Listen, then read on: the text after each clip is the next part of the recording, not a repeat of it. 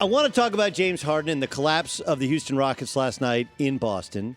We do need to point out there were only two officials in the game, and what happens when there's two officials in the game, and there are some, I guess, controversial, which I would believe last night, non-controversial calls in the game. We tend to think, well, it's because there's two officials.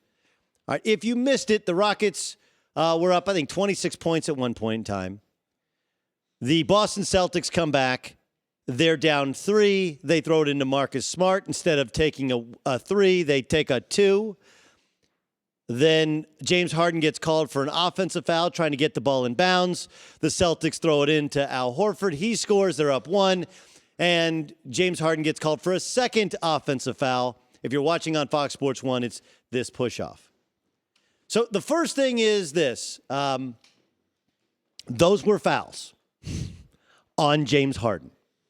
Second thing is there were only two officials, but one official was in perfect position to make both of those calls. The third thing is on the second offensive foul, shortly before the offensive foul was called, the official went up to James Harden and up to Marcus Smart and told them to clean it up. Marcus Smart backpedal, and then essentially takes the charge, and James Harden pushes off and gets called for it. He told you, don't do it, and he did it. Now, we are trained from the time we are 6 or 7 years old to despise officials. I know this because my son is 8, and I now coach one of his AAU teams. I've coached high school AAU teams. I've coached college teams. I've coached teams that played overseas.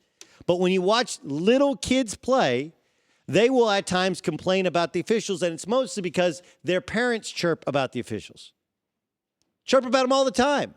It's obnoxious. I coached Mustang baseball this fall, and the parents were critical of the home plate umpire because the other coaches at times were critical of the home plate umpire. Like, dude, close enough. Who cares? Striker ball, safe or out, it doesn't matter. You know what they're not doing when they bury you? They're not going back through when he was 10 years old, he struck out on a controversial call. Nobody cares. But because we care so much, and because we can't blame Johnny for taking a pitch on 3-2 in the bottom of the 6th inning, we blame the official. This is an us problem. It's a parenting problem. Because when parents allow their kids to think that the ref has it in for them, hey, ref, how much are they paying you? How many times have you heard that at a high school game? So we have an issue as a country with authority. We just do.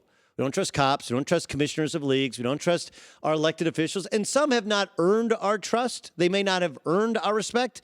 But there's the kind of, by and large, most of these people are pretty good people. Public service is still that. We don't trust teachers. This happens now in school. Like, look, I was almost guilty of this. Right? Where your kid doesn't do well or isn't enjoying themselves or gets in trouble in school, immediately the parent either emails or picks up the phone and calls the principal to ask about the teacher instead of, how do I fix my kid? Couldn't be my kid. I couldn't have raised a turd. Maybe you could have. So the first thing is, I get it. Blame the official. The second thing is we hate flopping. God, we hate flopping. We just hate it. We hate it. There is, in fact, a difference between flopping and selling a call. And flopping, there's no contact. Selling a call, there is contact, and you make it look obvious. You point it out to an official. Because if you just stand there and a guy elbows you and you go like it didn't, like you're Rocky in a movie. Remember Rocky? Rocky used to take all those punches. Psh, psh, psh. Well, hey, I hate to break it to you, but one, Rocky wasn't really being punched. And secondly, it's a movie. In real life, when you get hit, you fall back. And if you want somebody to know you get hit, you fall back a little bit further than you're supposed to fall back. Sure, Marcus Smart will flop, but he'll also sell calls. He sold both those calls, and they were both fouls. And we'll get back to the officiating and the play in a second. But I told you before, and I'm going to tell you again.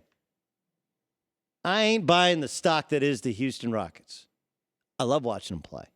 I would love to play for them. Everybody'd love to play for them because everybody gets rich with the Rockets.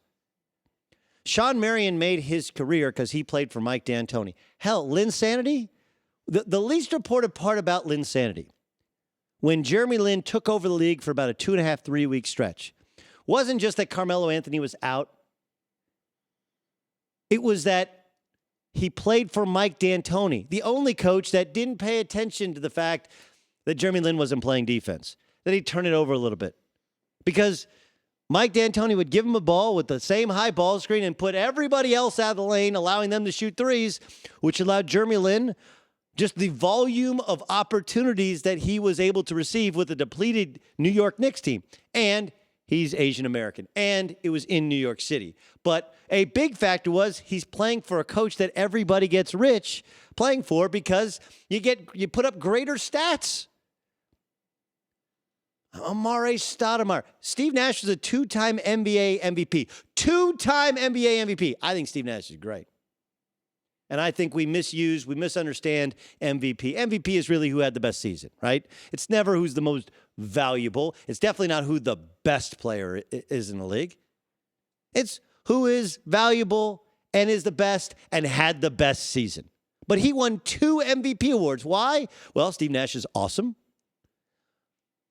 He's an incredible passer. He's an incredible shot maker, a remarkable shooter, but maybe more than anything, he played for Mike D'Antoni, who allowed him to be the best version of himself at the offensive end. And most people, like me and Holly Saunders, who joins us all week, we can't watch every NBA game. So we look at the stats. Right. And we go like, oh, the stats are amazing. But I'm not buying this stock because it's inflated. Nick Wright came on here and he debated whether or not LeBron James, he still thinks LeBron James is the greatest player in the league, and I think that Kevin Durant has taken the mantle from him. But the biggest flaw in his argument is it's all statistical based. Every part about it is based on stats. And if we want to make the argument based upon stats, who the best player in the league is James Harden. But we all know James Harden's stats are inflated by the volume of touches, the pace of play, and the fact he plays for Mike D'Antoni, right? But if you need clues to how this thing is going to end, Chris Paul was hurt. He always seems to be hurt. Mike D'Antoni in the playoffs. They always seem to lose before their record seems they should lose. James Harden, who gets all the calls in the regular season, no one gets a friendlier whistle driving to the basket in the NBA than James Harden. And yet in the NBA, in the playoffs, it's more evenly officiated, and he doesn't benefit nearly as greatly from it. Style of play, and the fact that James Harden doesn't pay a ton of attention to defense through most of the 82 games. You can't just all of a sudden in the postseason go, now I'm going to be a lockdown defender. It all came to a head last night. They're playing against the Boston Celtics in Boston, tough road environment, have a lead, only 2 refs, and all of a sudden they get mugged by the Boston Celtics and they fold up like a cheap pup tent. That's what happened. It's Rockets 101. It's the same thing that'll happen at some point when the tough gets going. They'll be going home in the playoffs, whether it's San Antonio or Oklahoma City or the Golden State Warriors, teams that are constructed much more based upon the defense as opposed to the offense. You can tell me Bitcoin is the future, but what is the tangible good that they sell? How can I track whether or not the stock is going to go up or going to go down? I know people got rich off of Bitcoin. People got rich off of playing for Mike D'Antoni. But long term, is that investment you're making? No. No. Well, as opposed to Amazon, right? You know, Amazon's smart. They went and bought Whole Foods. Everybody says, I'm never going to Whole Foods. It's too expensive. Then you pull up to a Whole Foods like, man, you know what? Their apples are just better. Their steak is just better. They call it whole paycheck, and people still go. Right? Amazon was like eBay. Now they make TV shows and movies. And own Whole Foods. Like, they understood that you have to continue to evolve and diversify, and you still have to have some bricks and mortar in order to be a long-term company that will win in the end. And that's not how the Rockets are built. They tried a little bit like, well, you know, Chris Paul and PJ Tucker and a little bit better defensively. End of the day, they're constructed to the liking of Mike D'Antoni, and that was made obvious last night. This is not a long-term championship strategy. It just ain't going to happen. I'm not going to buy it. Thanks for watching. Subscribe here to get the latest from the show. Also, be sure to check out more of the best clips from The Herd or go watch a few segments from the newest show on FS1, First Things First, with Chris Carter and Nick Wright.